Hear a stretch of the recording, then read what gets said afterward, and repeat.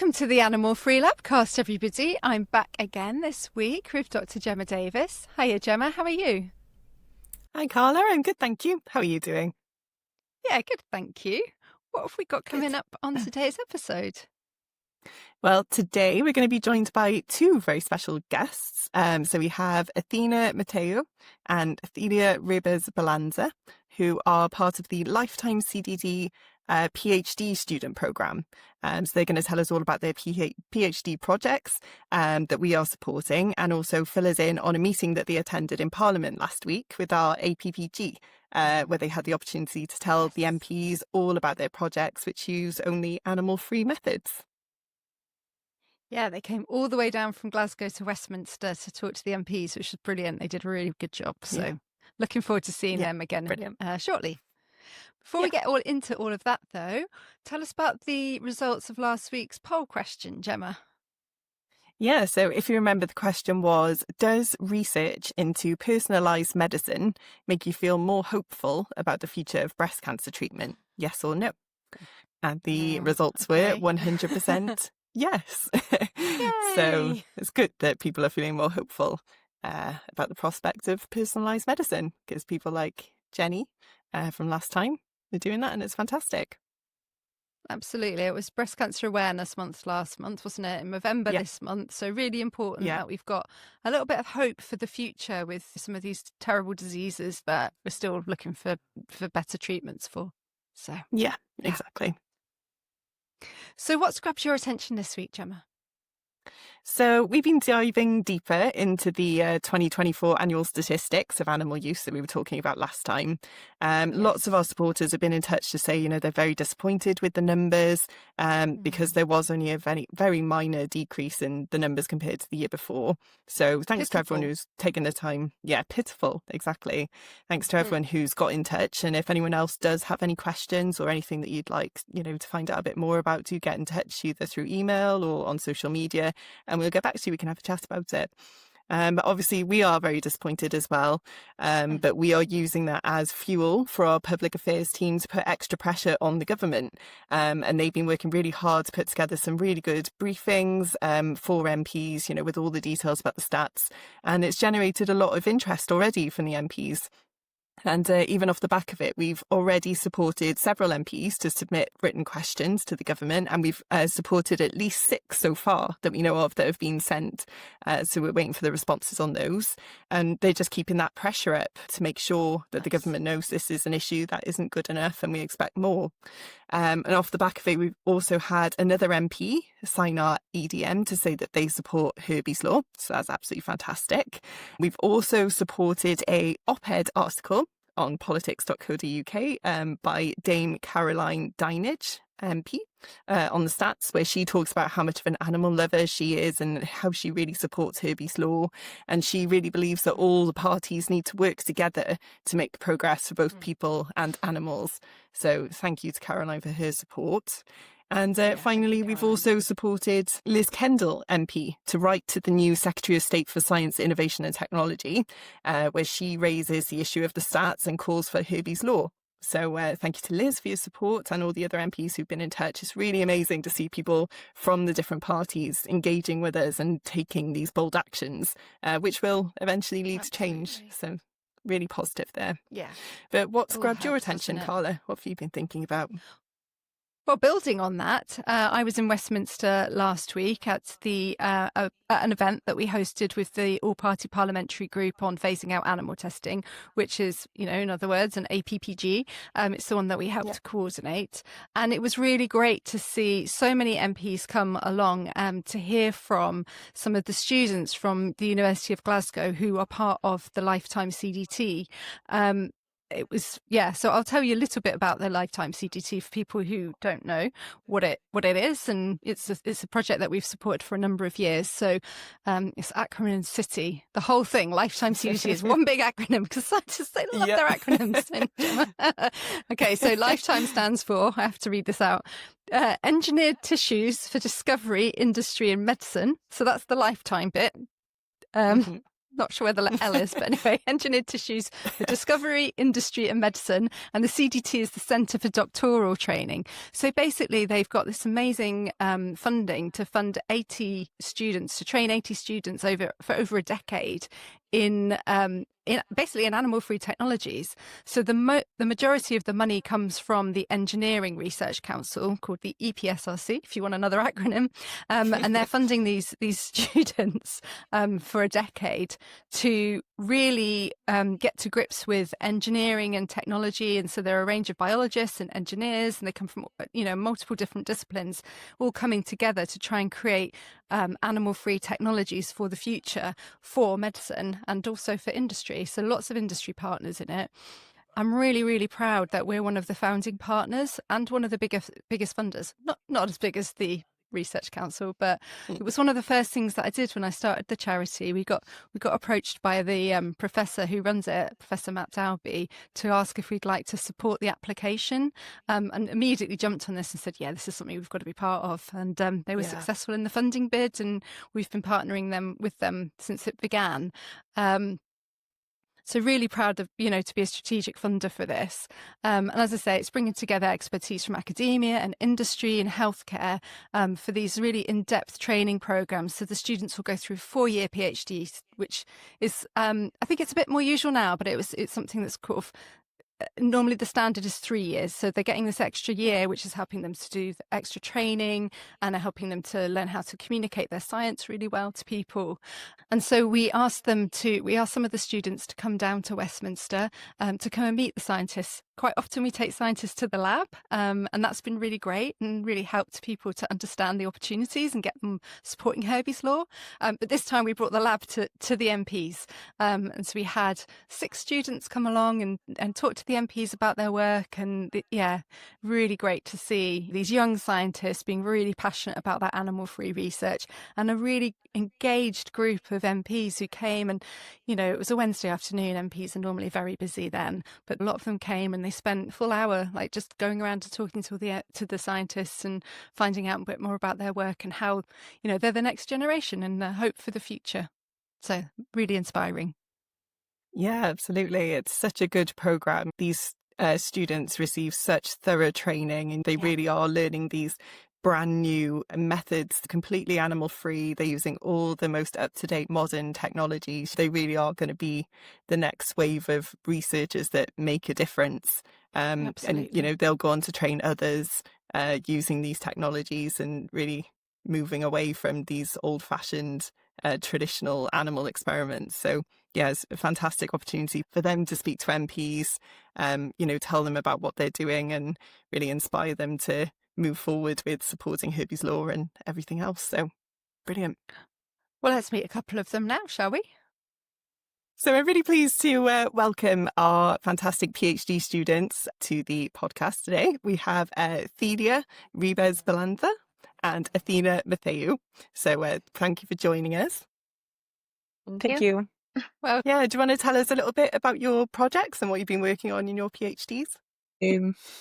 My project works on developing a human model for leukemia to replace animal testing in both disease modeling and drug testing. And it's just a little organ-on-a-chip device, which is plastic, and we culture both the bone marrow, which is where leukemia originates, in this 3D structure, and also a secondary metastatic site, like the tonsils, also in a 3D manner, so that it more accurately represents what goes on in the body. Fantastic. And so why did you choose tonsils? Sorry, I'm just going to get straight into it, Celia. Why tonsils? Is that a common one for people with leukemia? So leukemia usually metastasizes, so it moves from the primary organ, which is the bone marrow, into a secondary organ, in this case the tonsils, because that's where all the immune cells are. When your tonsils get inflamed, that's your immune cells being like, oh no, something's going on and stuff. But that's also a site where leukemia metastasizes to, and metastasis is what actually causes people to die and does the real bad harm to people. And you're using an organ on a chip there to replace an animal experiment, I imagine. Is that right? What kind of animals would usually be used in that kind of research? I think standard is just rats and mice. That's the ones that we usually always use. And we use them to model disease, but also to test drugs on. But obviously, like, although they mimic human physiology quite closely, they're not entirely physiologically compatible. So a lot of the drugs that we have right now aren't very good. Leukemia has a really low survival rate of only 41%, and it's because our drugs just aren't good enough because we don't understand that much about the disease. So this can not only help us understand more about the disease, but also test new drugs on so that we can see that they're really efficacious right from the preclinical testing stage. And so you said that you were working on both the disease modelling. So for people who, who like me, who aren't scientists, that means that you're trying to understand the disease better. Is that right? Yes. So we don't actually know what causes metastasis or what really goes on when the leukemia cells decide to migrate from one organ to the other. And if we can prevent that metastasis, or if we can, once it happens, if we can stop it, then it means that the patient has a much better prognostic. So that could be one of the chemotherapy agents that we could use to like either completely stop metastasis or like prevent it or something like that. Fabulous. That's brilliant. Yeah, like really you say, there's such low work. survival rates that could make a massive difference for so many people. Amazing. Yeah. And how about you, Athena? Could you tell us a bit about your project? Yeah, so my project is inspired by a protein that's found in insects, which is called resilin, and it's a rubber-like protein. So because of its elasticity, I decided to work on a skin model because it's a very important characteristic of the skin. And by combining resilin-like proteins that I make in the lab with polyethylene glycol, which is a synthetic material that is commonly used in medicine and cosmetics, I want to combine these two and make a hydrogel, which are water-swollen networks, basically gels that you can put on a wound and are commonly used in medicine, not just wound healing. But specifically for wound healing, it can accelerate the process because it's a moist environment, which is ideal for wound healing. And it also protects from infections. And you can also add healing agents directly to the wound by adding that to the hydrogel. And also by combining the two materials, I can control like how elastic my material will be, and I can change that accordingly. So that could be really useful for lots of people who've had things like really severe burns and things like that. Yeah. And like you say, that ability to make it customized to that person's particular kind of injury could be really beneficial to really accelerate wound healing and have a better outcome at the end. So how are animals usually used in this? Is it kind of the products that are used in a hydrogel, they usually come from animals, is that right?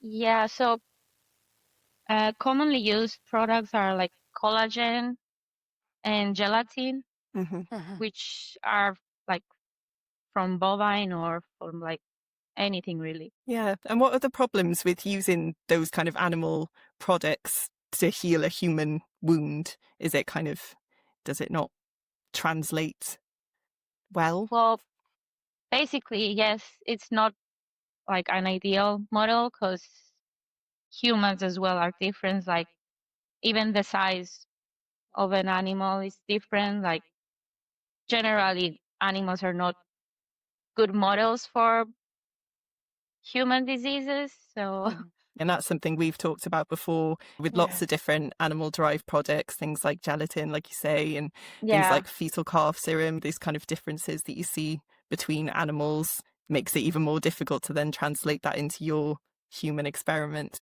And did you say, Athena, that the one that you're developing is ultimately synthetic? So you'd be able to control that batch to batch variation? Yeah, so everything is synthetic, basically. Yeah. Okay. And will that make it cheaper to produce as well if it, if it goes ahead and gets to clinic? So the peptide component is not the cheapest, but the polyethylene glycol is widely used. And that's also one of the reasons we combine the two materials, because it's cheaper instead of using like making the whole hydrogel up of the resin-like peptide. Yeah. Yeah. And I suppose even if it doesn't end up being that much cheaper, if it's more effective, that's something to consider as well. So tell us about the APPG, because we were in Parliament last week and you guys came down from Glasgow and came to London, to Westminster, to talk to the MPs. So how is that, from our point of view, really important for them to meet young scientists like you who are at the beginning of your careers and choosing to do your research in an animal-free way? What was it like for you getting to kind of go to Westminster, go to Parliament and talk to the MPs? I thought it was a really amazing opportunity. MPs, they're the ones that make the legislation. They're also, I'm so, I'm so grateful that I have a funded PhD. And, I think it's important for them to know that there are many different types of PhDs and that the animal-free research ones are the ones that I believe we should really be putting our funding into, because they're the ones that are going to be the most translatable and the ones with the least cruelty, and all of these things. So I thought it was a really great opportunity, and the politicians seemed really interested in what we had to say. So that was quite good. Yeah. Thank you for the opportunity. No, Yeah, no, thank you're you. so welcome. Thank you for doing it. Yeah, I mean, you were busy talking the whole time, Celia, weren't you? And what about you, Athena? How did you find it?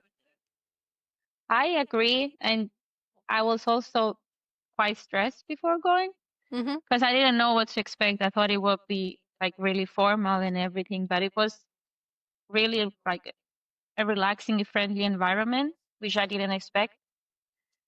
And they seemed really interested, and I enjoyed talking about my project.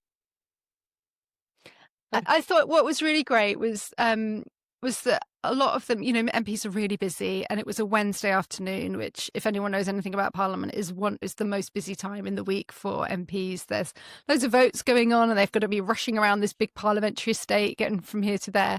But actually, the people that managed to come, they spent a long time with us, and they were really interested, weren't they? And really went round and took time to talk with you all and have their photos taken, and really wanted to understand the research and the barriers that you were facing. Lots of nodding. Yeah. Yeah, no, that's brilliant. It's such a good opportunity for them to really hear from the people that are doing the research. It's when you think about all the different things that they come across every single day, all these different issues they care about and they're working on, to hear from you guys actually doing the work and making that change is fantastic. And we've had a lot of positive feedback from different MPs and people that went to the event. So thank you for your time and coming along and chatting to everybody. So sort of thinking about you guys doing your PhDs, you are sort of young people at the start of your career. Do you think you and your peers and people that you are sort of working with day to day, do you think you have a different point of view around animal research compared to some people who are further along in their careers, or maybe some lecturers that you've had? Have you come across different opinions? I think most people know that we need to move away from. I did pharmacology as my undergrad, so I got a lot of talk about drug development, drugs in general, like new medicines and all this. And I think all of them were really, even like the older ones, they really knew that although like animals have played such an important role in our understanding of disease and proving that drugs are safe for use and stuff, it is time to move past that, because although that research has been very important for our understanding and our drugs in general, it's not good enough. And we have a lot of medicines that don't work very well. They only work on a small subset of people, or like the drug development pipeline, for example, it's very long and it's very expensive. And it's because these drugs that were preclinically tested in animals, they seemed efficacious, they seemed safe, they seemed good. And then you move on to human patients and they're not safe. They don't work. They don't do all these things. So if we invest in preclinical models like the ones that me and Athena are kind of working on, and these animal-free technologies, then we all agree that it's time to move on and time to like invest in these newer projects, I think.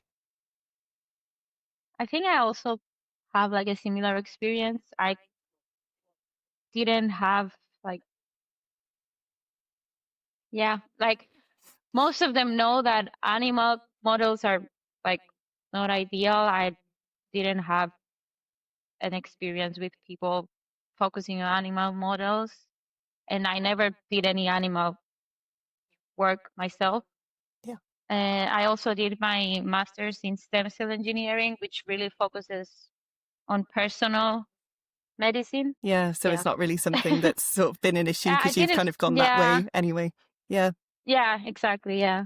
Yeah, no, I think that's really interesting because, like you said, Theda, it is kind of everybody sort of knows there is this problem, but there needs to be something that changes before we can really do things differently. We're kind of stuck doing things the way we've always done it, and it's a well-known issue. So it's kind of frustrating that we're stuck in that cycle at the moment, but that's what we're all working towards.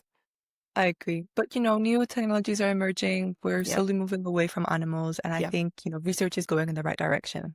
Yeah, Yeah. Absolutely. Yeah. exactly. It does sound like as well, though, there is some change in attitudes, like you say, like that people it's not ideal anymore. And certainly I think if you talk to people who are a bit older than you, when they were doing their PhDs, that wouldn't have been the case. There would still have been the attitude like, well, this is just the way that we do it and there's nothing wrong with that. So it doesn't like things are moving in the right direction. What do you think the biggest potential for animal-free research, sort of look into the future? What do you think the most exciting areas where change could be made really are? I think I'm a bit biased, but I think organ on a chip has the most potential out of everything, just because you can kind of model different organs and like show the interactions between them with these microchannels, which would kind of represent what like the bloodstream and the blood flow in the body. So you can have like a somewhat accurate model of what the body is. I mean, it's got its limitations as anything. There's hundreds of different types of cells in the body, and you can't just chuck them all into an organ on a chip. Maybe in the future, but I think it's a really promising technology, and it's good that we're focusing on this, I think. Yeah, very exciting. Yeah. What about you, Athena? I think 3D bioprinting is like very progressive. Like Very cool. you wouldn't even think about it a few years back. And as well, computational models, working on a parallel project of a self-assembling peptide to make a gel, which is based on a computational model, and it works. So why is animal-free research important to you both? For me, animal-free research means that we can move away not only from the cruelty associated with using animals in research, but also create models that better represent human physiology and are more accurate to what happens in the human body. Fabulous. How about you, Athena? I mean, pretty much the same. Like I also really love animals, and I don't think it's fair to use them in research. And exactly, they're not the ideal models. Yeah. So We agree. Yeah. Makes complete sense. Well, thank you both so much for coming and joining us on the podcast today, for coming down all the way down to Westminster last week and talking to the MPs. That's fantastic. And yeah, good luck with the rest of your PhDs. Thank you so much for the opportunity. So good to talk to Athena and Celia just then and hear a bit more about their research and their experiences of talking with MPs. So yeah, really great. Sadly, that's all we've got time for today, but we're going to be back in a fortnight where we're going to be talking to Dr. Ethan Perkins of the University of Bradford. He is developing a new human model of prostate cancer. We thought this would be the perfect time with it being November. So we'll be looking forward to speaking with Ethan soon. But before we go, Gemma, poll question of the week. That's a new jingle that I've just invented. It's delightful. That's lovely. I'm really pleased. Yeah, that's great. Do that every time. Gosh. Right, just do the poll question. Everything goes to pieces. Okay. Yeah, so thinking about these PhD students who are being trained in these brand new, exciting animal-free methods, the question is, will animal testing end sooner if MPs act rather than waiting for animal researchers to retire? So you can vote yes or no. You can vote on X, LinkedIn, Facebook or Instagram, and we'll discuss the results in the next episode. But if you'd like to get in touch... No, please do. But if you'd like to get in touch and tell us how much you enjoyed Carla singing or your thoughts about the episode or anything else, then please do drop us an email at hello@animalfreeresearchuk.org. Well, thank you so much for listening. Thank you so much for listening, and we'll see you in a fortnight. Take care. Bye for now. Thank you. Bye.